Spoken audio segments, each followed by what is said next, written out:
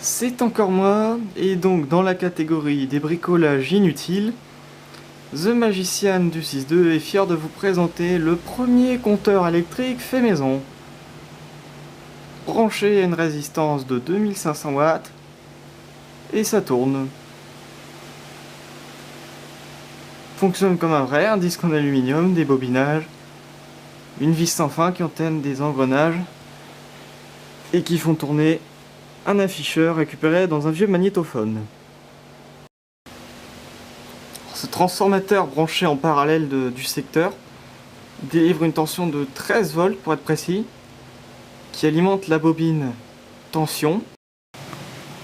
Alors elle est enroulée autour d'un noyau en fer, dirigé vers le disque, avec une autre barre transversale par le dessus pour bien refermer le champ magnétique.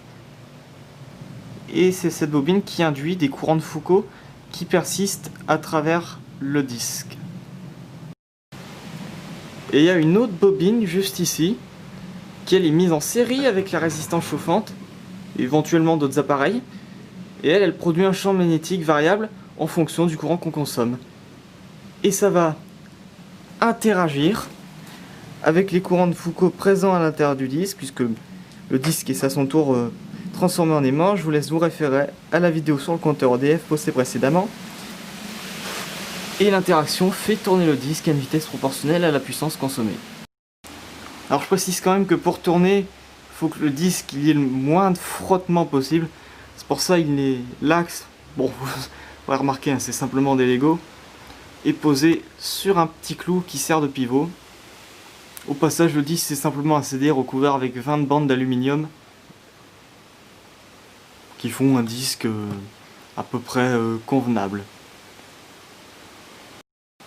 Alors je n'avais pas totalement expliqué dans la précédente vidéo sur le compteur électrique, mais un compteur c'est un appareil qui permet de mesurer une consommation d'énergie électrique qui s'exprime en kilowattheure. Cette consommation d'énergie c'est simplement la puissance de l'appareil multipliée par le temps. Donc, par exemple, un fer à repasser d'une puissance de 1000 watts qu'on branche pendant 2 heures aura consommé 2000 Wh. Vous l'aurez compris. Et on peut savoir cette puissance en comptant les tours que font le disque par exemple. Puisqu'on sait, sur ce compteur qui est un vrai par exemple, on sait qu'il y a 13,2 Wh par tour, et en comptant le nombre de secondes que met le disque pour faire un tour, on peut simplement calculer la puissance. Alors à l'heure actuelle, je serais incapable de vous fournir la constante combien de wattheures sont dépensés à chaque fois que ce disque fait un tour, puisque malheureusement le système est un petit peu scabreux et donc il a tendance à accélérer, ralentir. Mais bon, en moyenne, j'ai fait le calcul, ça tourne aux alentours de 5 Wh par tour à peu près. Bon, juste une maquette comme ça, hein, pas très précise. C'est juste pour l'intérêt du système, on va dire.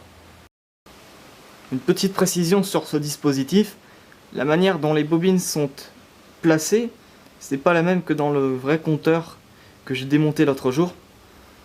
Cette disposition de bobine, elle était plutôt utilisée dans les compteurs plus anciens qu'on produisait dans les années 30-50. Mais le résultat est toujours aussi efficace, il n'y a aucun problème. On prend en compte que l'énergie active, et ça marche tout aussi bien. Juste une petite anecdote.